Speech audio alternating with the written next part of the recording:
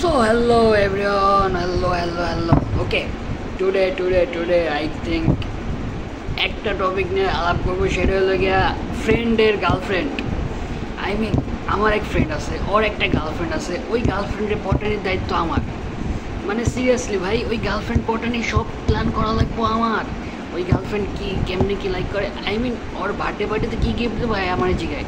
ভাই আজকে তোর বার্থডে কী গিফট দিবি?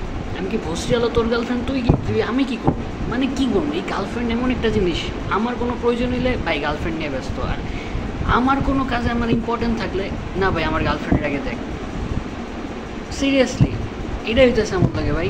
গত 3 মাস ধরে মেয়ে একটা পছন্দ হয়েছে, আমার ভাই আমার ওই পছন্দ হয়েছে। আচ্ছা পছন্দ হয়েছে, তুই বিয়ে করবি, মানে তুই প্রেম করবি কর, আমি কী করবো ভাই? পটাইতে হেল্প কর।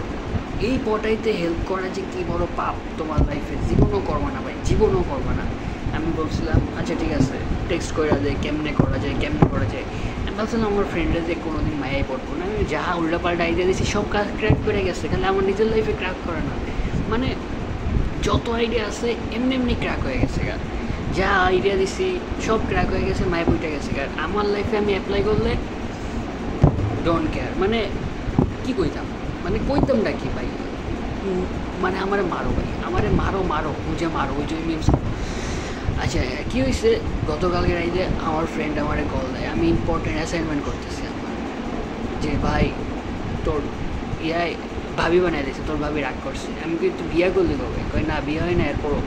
মানে আমার ফ্রেন্ড ওর ওপর পুরাই রাগ করছে। আমি রাগ করছে তো কী হয়েছে, রাগ ভাঙা তুই কি, আমি কী করবো, তুই একটু কথা কর।